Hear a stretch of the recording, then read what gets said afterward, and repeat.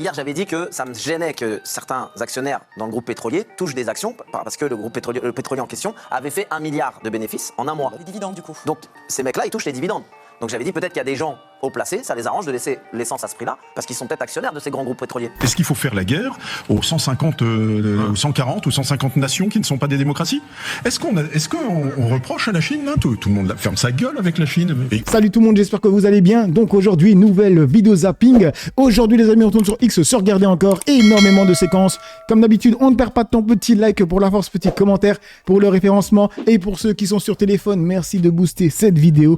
Allez, on enchaîne avec la première news insolite qui nous vient de Angel Paradise. C'est marqué, attention, l'écran de ta voiture peut te coûter cher. Utiliser son écran en conduisant, l'amende que personne n'attendait. Fini les bidouilles sur l'écran, on nous surveille de partout. 35 € pour un simple clic sur ton GPS, ils abusent. 35 € d'amende si vous utilisez les écrans de votre tableau de bord. Encore une fois, vos partages vont permettre d'informer un maximum de personnes. Sur la précédente vidéo, on parlait du GPS sur le téléphone portable en conduisant. Vous avez été choqué la dernière fois, comme quoi même si votre téléphone est sur un support adapté, mais que vous venez pianoter sur votre téléphone pour, par exemple, régler le GPS, vous seriez possiblement verbalisé à hauteur de 35 € si vous subissiez un contrôle de police. Effectivement, un policier pourrait vous verbaliser si vous venez pianoter sur votre téléphone, même s'il est accroché. Donc vous avez été nombreux à me dire, mais il n'y a pas de différence entre un écran qui est intégré à un tableau de bord, qui sont de plus en plus gros d'ailleurs, et venir pianoter sur le téléphone. Alors pourquoi verbaliser le téléphone? Eh bien, je vais vous apprendre encore quelque chose. Si vous vous faites contrôler par un policier alors que vous êtes en train de bidouiller votre écran tactile intégré au tableau de bord, vous pouvez, si le policier le constate, être verbalisé à hauteur de 35 €, tout comme si vous veniez pianoter sur votre téléphone, même s'il est accroché. Donc sachez-le, si vous êtes en train de changer par exemple de musique, tout en conduisant et que vous avez les yeux qui quittent la route quelques secondes, que votre conduite peut être hasardeuse, donc par exemple une vitesse beaucoup trop lente vis-à-vis de la situation, une trajectoire pas très normale. On est tous d'accord, on a tous déjà constaté un véhicule devant nous qui circule en faisant des zigzags, en ayant une vitesse qui va ralentir, ensuite accélérer.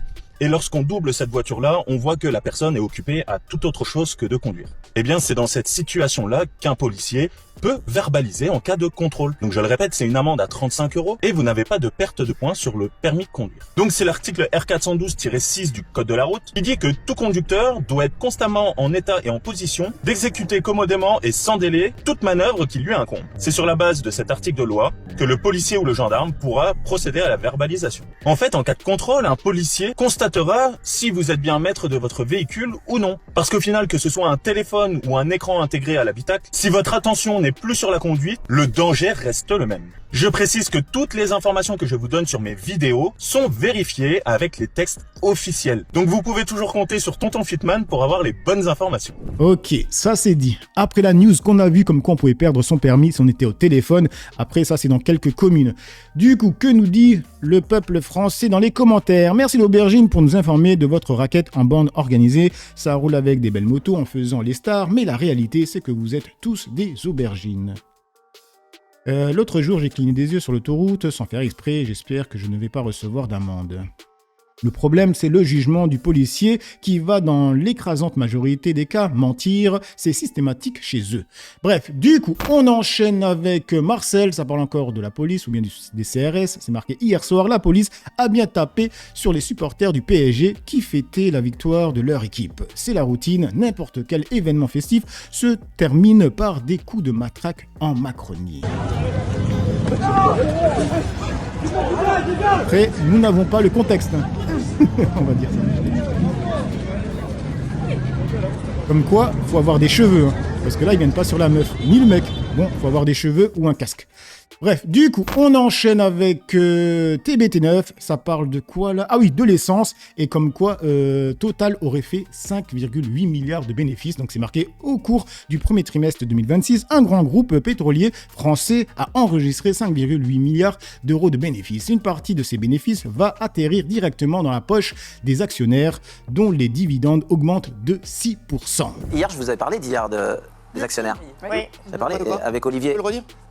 Tu préfères en français? Les actions. Ça t'arrange en français? Non, tu peux le redire. Hier, je vous avais parlé des groupes pétroliers. J'avais vu Vous savez, juste. des actionnaires. J'avais parlé. Non, mais redis-le bien parce que.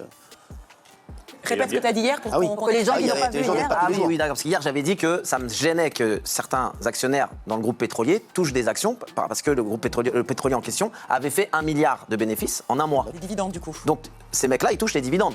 Donc, j'avais dit peut-être qu'il y a des gens haut placés, ça les arrange de laisser l'essence à ce prix-là, parce qu'ils sont peut-être actionnaires de ces grands groupes pétroliers.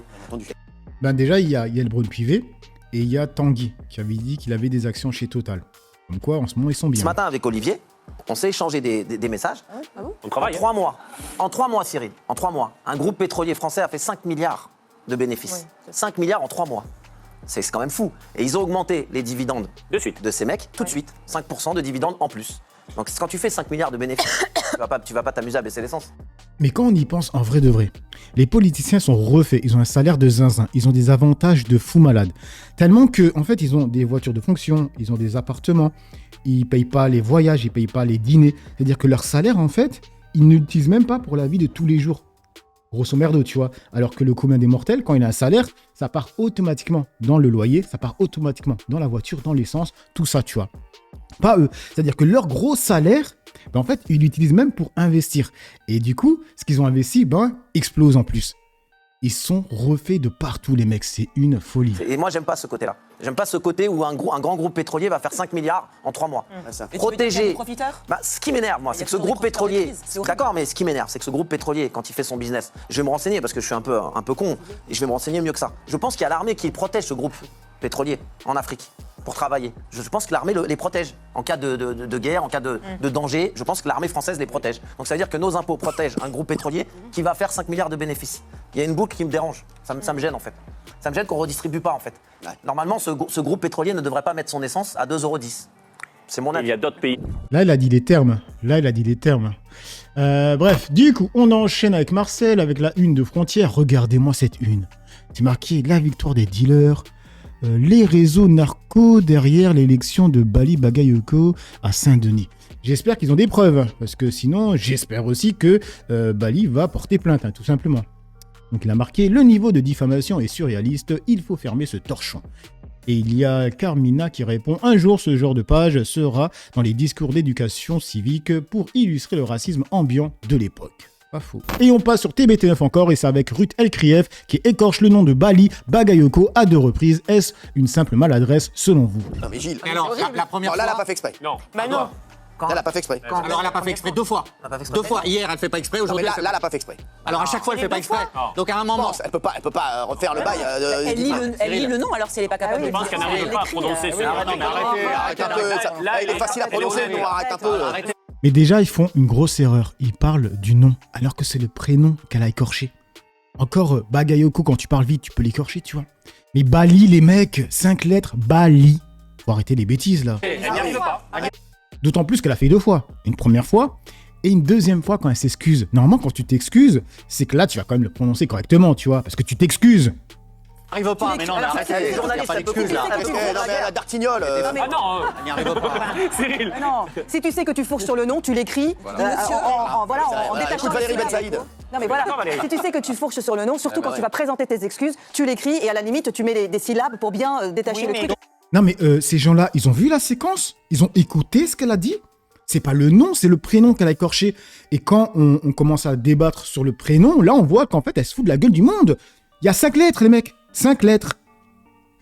Arrêtez. Vous êtes d'accord avec moi? Quand ça veut pas, ça veut pas. Potentiellement, elle fait Là, exprès. franchement, Ah je oui, trouve que c'est pas bien. c'est ce que je disais hier. Pour moi, c'est elle fait exprès. Calmez-vous, vous Mais m'emmerdez. non, arrête, bien sûr que non, elle est pas suicidaire. Donc elle est quoi?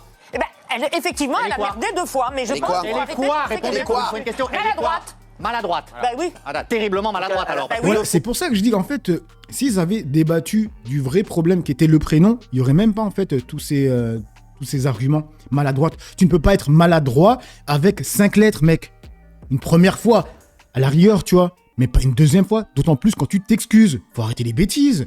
Pas fourcher sur un prénom. On m'appelle Morandini du Ah, boss voilà. depuis 30 ans. Lui, au moins, il a dit prénom. Ok, là, elle va parler de prénom. Et Artel, même, il y a des gens qui m'appellent Morandini du boss. Et ils savent bien que je m'appelle Morandini du boss. Qui t'appelle comme ça? Qui t'appelle Ben comme non. ça? Mais des camarades, leur langue a fourché souvent. Yves Calvi, combien de fois à l'antenne, il m'a dit Morandini? Eh ben, je l'ai pas Il dit. nous regarde d'ailleurs, il nous donc- regarde. Pas Morandini du moi, Marc Morandini, pas toi. Après, il faudrait voir si elle fait d'autres erreurs sur d'autres noms. Mais Si elle a elle a un fait- problème. Elle va pas faire exprès, demain elle va pas dire Sébastien le corpu. Bah, Tu vois, non mais c'est vrai, voilà. Voilà, il parle du nom de famille. Du coup, on passe sur le compte de Twitch Droitars avec Conversano. Alors, pour ceux qui ne connaissent pas Daniel Conversano, c'est un suprémaciste blanc. Bon, il a rien de blanc, on dirait un Syrien. Et il a dit, il te parle toujours d'immigration et tu vas chez Jean-Marie Le Pen et on est au temps béni des colonies. Alors, en fait, il y a une petite sauce avec la femme ou l'ex-femme de Jean-Marie Le Pen, comme quoi il y a son jardinier qui n'a pas de papier, qui a été expulsé. Du coup, elle était allée le voir. Et là, il y a Conversano qui réagit par rapport à ça. On va écouter. Et tu vas chez Jean-Marie Le Pen et en fait, on est au temps béni des colonies, quoi. C'est que putain, si j'étais millionnaire comme l'était Jean-Marie Le Pen à la fin de sa vie, jamais j'aurais des noirs chez moi, quoi. Donc lui, c'est un suprémaciste blanc. Voilà, c'est les nouveaux ariens. Oh putain. C'est qu'en fait, ils avaient ce rapport, en gros, on peut vivre avec les noirs tant qu'on est hiérarchiquement supérieur. Et en fait, ces gens-là font des bons domestiques. Voilà. Quand je suis allé interviewer chez lui, Jean-Marie Le Pen en 2020, ding dong, je sonne à la porte. Évidemment, j'entre pas sans sonner. Qui m'ouvre? Un domestique noir. Il me met dans une salle d'attente. Attendez, il y a une musique, je l'enlève là. Il me fait attendre la venue de Jean-Marie, qui vient me saluer, un arabe qui, je sais pas quoi, suit Jean-Marie Le Pen, je sais pas, un arabe qui me dit je suis Jean-Marie Le Pen depuis des années, et quand quelqu'un lui demande de faire un entretien, je demande à être là parce que ça m'intéresse. Ok, voilà, et après on passe au moment pour... Les amis, à chaque fois qu'on voit une personne qui... fantasme une France toute blanche, etc. Vous allez voir, c'est toujours des personnes qui ne sont même pas français de souche. Lui, je sais pas de quelle origine il est. Il y a des mecs, c'est des Portugais, ou bien des Espagnols, des Italiens, ou bien même des Algériens, ou des Égyptiens, tu vois. Mais c'est une folie. Franchement, c'est une folie. Ça me tue à chaque fois. Voilà, dans la salle. Il y a des noirs, il y a aussi des noirs. L'interviewer, qui est-ce que je vois en cuisine? Deux noirs. Je ne sais pas quoi dire. Je ne sais pas quoi dire. Vraiment. Parce que dire? C'est-à-dire que pour les gens de gauche... Et là, il va se contredire. Vous avez entendu ce qu'il a dit au début. Maintenant, on va dire ce qu'il va dire. Le Pen, c'est le diable. On ne peut pas imaginer plus raciste que Jean-Marie Le Pen. Je vous jure que c'est vrai. Je vous jure sur tout ce que j'ai de plus cher. Il y avait au moins 3 noms blancs au service de la maison Le Pen quand j'y suis allé pour faire cet entretien. Voilà. Et tu allumes la télévision, on te présente en fait Jean-Marie Le Pen comme le plus grand raciste qui se puisse concevoir. Voilà. Donc pour lui, grosso merdo, Jean-Marie Le Pen n'est pas raciste parce qu'il employait des Noirs et des Arabes. En fait, c'est du même niveau que les gens qui disent « Ouais, parce qu'il y a une personne qui est mariée avec une Arabe, il ne peut pas être raciste ». C'est lunaire. C'est vrai qu'à l'époque de l'esclavage, il n'y avait pas des colons qui se tapaient des esclaves. Enfin bref. Et en plus, au début, ce qu'il dit, c'est que Jean-Marie Le Pen a des étrangers parce que c'est pour montrer que lui, il est au-dessus, tu vois. Il emploie les petites gens, voilà, les Noirs et les Arabes, comme on pourrait employer des esclaves, tu vois. T'emploies pas des esclaves, c'est des esclaves, mais t'as capté l'idée. Parce que c'est ce qu'il dit à ce moment-là. Putain. C'est qu'en fait, ils avaient ce rapport, en gros, on peut vivre avec les Noirs tant qu'on est hiérarchiquement supérieur. Voilà. Hiérarchiquement supérieur. C'est vraiment, littéralement, du racisme, tout simplement. Quand tu hiérarchises les races. Voilà. Donc, il se contredit en quelques secondes, le mec. C'est une folie. Mais bon, ça, c'est les racistes. Hein. Bref, du coup, on enchaîne avec le compte de Jacques Renardière. Et là, c'est une journaliste algérienne qui va défoncer CNews. Donc, c'est marqué s'appuyant sur une enquête du média indépendant Blast. Un média algérien tourne en dérision les fausses informations diffusées par une chaîne d'information française. En France, on a CNews qui fait aussi des merveilles. Parce que, oui, le média indépendant Blast, on va le voir sur l'écran, a mené une expérience simple. Ils ont pris l'émission 100% politique sur CNews et ils ont fait quelque chose de révolutionnaire dans le paysage médiatique français. Si vous êtes consommateur des médias du groupe Bolloré, vous ne devez sûrement pas savoir ce que c'est la vérification. Et oui, c'est tout simple et tout bête. Ils ont vérifié, résultat, plus de 20 fake news en 1h30, c'est-à-dire une fake news partagée sur CNews, sur cette émission, chaque 4 minutes. C'est énorme. À ce rythme-là, c'est même plus du journalisme, c'est devenu une ligne de production. Et un Français l'a dit dit bien mieux que moi. Jean-Pierre Mignard, avocat, figure politique française, a réagi à cette enquête en écrivant, je cite, « L'erreur de Bolloré est d'avoir conçu une chaîne caricaturale où les animateurs s'enchinent à se caricaturer eux-mêmes. » Aïe. Et il conclut aussi par cette question, y a-t-il une place pour une chaîne néofasciste non clownesque? Double aïe. Eh bien, je sais pas, maître Mignard, mais en tout cas, ce que je sais, c'est qu'une chaîne qui produit une fake news toutes les 4 minutes n'a pas besoin d'être néofasciste pour être dangereuse. Il suffit juste qu'elle soit regardée. Et une fake news toutes les 4 minutes en boucle sur un pays qui, en plus, se targue d'avoir inventé la liberté de la presse, je vous laisse chercher l'erreur. Et du coup, ça dit quoi dans les commentaires? Il y a Fennec qui dit « Ce qui me dérange dans son émission, c'est qu'on donne trop d'intérêt à ce qui se passe de l'autre côté de la Méditerranée. Je sais pas si c'est une bonne chose. » Exemple typique de ce qu'il qualifie de fake news attribué à LFI ou Mélenchon des propos antisémites ou extrémistes. Blast dit que c'est déformé. La petite fille de Zeroual est excellente. En France, bref, on a CNews qui fait aussi. Du coup, on enchaîne avec Ilan Gabès avec Barbara Lefebvre qui sera jugée pour apologie de crime et incitation à la haine le 23 septembre 2026. Elle avait appelé à vider la bande de Gaza et avait jugé que les civils à Gaza étaient autant responsables que les membres du Hamas. Qu'Annie Rose, la plupart des kidnappés ont été kidnappés par des civils et que Chiri, Kfir et Ariel ont été kidnappés par des civils. Oui. Les civils à Gaza sont autant responsables que les membres du Hamas et du djihad islamique. Tout cela devra à un moment ou à un autre être payé et être payé au prix fort. Et donc effectivement, on ne peut que soutenir le plan Trump et décider une bonne fois pour toutes que la bande de Gaza doit devenir une zone vierge. Il faut que ces gens-là aillent vivre ailleurs, qu'une génération entière puisse aller se ressourcer mentalement dans d'autres univers, mais certainement pas à côté des Israéliens, à côté des Juifs, qu'ils veulent de toute façon éradiquer et exterminer. C'est terminé ce temps-là, ce temps est terminé, il faut récupérer tous les otages, et une fois que tous les otages seront récupérés, il faut vider la bande de Gaza. Bref, on espère tous qu'elle prendra tarif. Et du coup, il y a Ilan Gabé qui continue en disant... Elle risque 5 ans de prison et 45 000 € d'amende. Et bien sûr, elle prendra ni l'un ni l'autre. Déjà, si elle prend 5 000 € d'amende, c'est le bout du monde, hein, les mecs, le bout du monde. Hein. L'index pointé vers le ciel, comme les terroristes qu'elle dénonce. Avec tous les salopards génocidaires qui ont tenu ces mêmes propos parfois même pires sur cette chaîne, ils condamnent la goy de service. Ah, c'est une goy, je pensais que c'était une juive.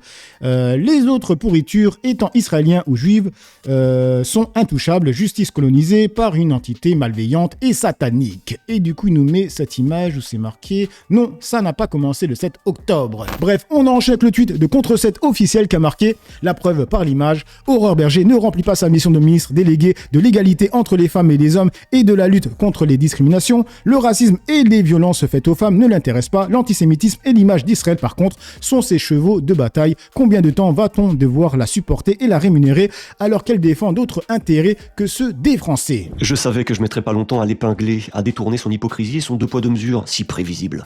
Sur l'affaire Patrick Bruel, 17 plaintes. Aurore Berger tenait un discours très prudent à l'égard du chanteur hier sur RTL. Aurore Berger, vous êtes aussi la ministre de l'égalité entre les hommes et les femmes. Le chanteur et comédien Patrick Bruel est accusé par plusieurs femmes d'agression sexuelle et de viol. Plusieurs plaintes ont été déposées en France et en Belgique. Il nie en bloc les faits qui lui sont reprochés et il continue à jouer sa pièce de théâtre tous les soirs à Paris. Est-ce que c'est normal ? Moi, je dis 2 choses, et je le dis pas parce que c'est Patrick Bruel, je le dis sur tous les cas qui sont comme ça déférés dans la justice. La première des choses, c'est de respecter la parole des victimes. La deuxième des choses, c'est de respecter la présomption d'innocence. C'est respecter la parole des victimes et respecter la présomption d'innocence pour permettre qu'une vérité judiciaire ensuite puisse s'établir. C'est cette exigence-là qu'on doit tenir. Demande l'annulation. Retenez bien ce qu'elle a dit. Elle dit pas ça parce que c'est Patrick Bruel. Retenez bien. Sa tournée d'été de ses concerts, je crois qu'il y a 57 dates dans 48 villes, en France, en Belgique, au Canada. Vous signeriez, vous, cette pétition-là ou pas ? Non. Il y a des plaintes qui ont été déposées. Je redis qu'il faut respecter la parole des victimes. Il faut aussi respecter la présomption d'innocence. Il n'a pas été condamné. Est-ce que vous, Aurore Berger, vous iriez le voir en concert aujourd'hui, Patrick Bruel ?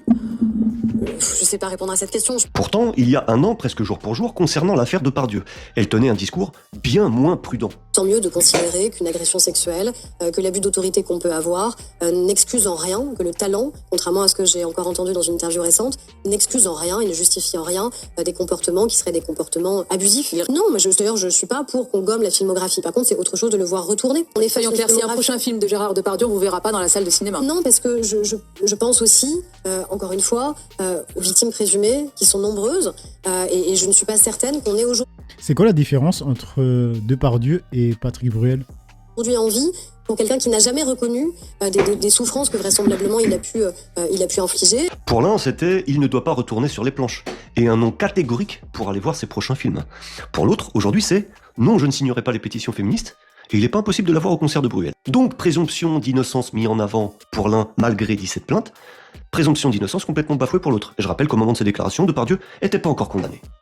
Cette ministre déléguée qui se lève vent debout pour dénoncer l'antisémitisme à longueur de journée, mais qui a refusé de participer à un rassemblement contre le racisme qui a réuni 400 000 personnes à Saint-Denis, et qui prive de subventions les associations féministes qui dénoncent les crimes d'Israël. Il est clair que cette femme n'est motivée que pour une seule mission, et c'est pas celle pour laquelle les Français la payent. Et on termine avec le compte dans la séquence avec le général Nicolas Richoux qui est en mode sans filtre, qui dit « Est-ce qu'il faut faire la guerre à 150 nations qui ne sont pas des démocraties ? Tout le monde ferme sa gueule avec la Chine, la Corée du Nord, on lui parle gentiment, tous les régimes de crapules, on leur dit quoi ?» Entre 30 et 40 pleines démocraties dans le monde. Il y a 193 États aux Nations Unies. Est-ce qu'il faut faire la guerre aux 150, 140 ou 150 nations qui ne sont pas des démocraties ? Est-ce qu'on reproche à la Chine là, tout le monde ferme sa gueule avec la Chine. Et franchement, je suis vraiment désolé. La Corée du Nord, on lui parle gentiment. Et tous les régimes de crapules que l'on voit autour de nous, on leur dit quoi ? On s'en fiche de ce qui se passe au Soudan. Tiens, on en parlait. On s'en fiche de ce qui se passe au Mali actuellement, dans la bande sahélo-saharienne, où il y a un régime, les djihadistes sont en train de conquérir le Mali, etc. Alors, je veux dire, est-ce qu'il faut... Le but des démocraties, c'est de s'en prendre à tous les pays qui ne sont pas comme eux. Moi, je suis frappé on est parti sur la guerre sans fin. Vous êtes très franc là-dessus, parce que contrairement à ceux qui disent oui, mais moi, je suis franc là-dessus. En réalité, régime, on est obligé de s'en accommoder. Le rôle des démocraties, ça n'est pas de refaire le monde tel qu'ils aimeraient qu'il fût. Du coup, que disent les Français dans les commentaires ? Ce type explique très justement à tout ce qu'on appelle démocratie sont en fait des dictatures. La Corée du Nord est l'exemple d'un Iran qu'on a laissé avoir la bombe. Non, on préfère se focaliser sur l'Iran.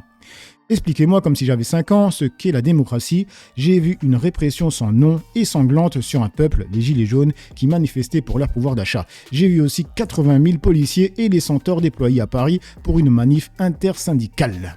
Bref, donc voilà les amis pour cette petite vidéo zapping réaction. Dites-moi ce que vous en pensez dans l'espace commentaire, dans la joie et la bonne humeur, sans insultes. Comme d'habitude, n'oubliez pas le petit like pour la force, le petit commentaire pour le référencement et ceux qui sont sur téléphone et qui ont encore un boost. Merci de booster cette vidéo. Je vous dis à plus. Ciao tout le monde.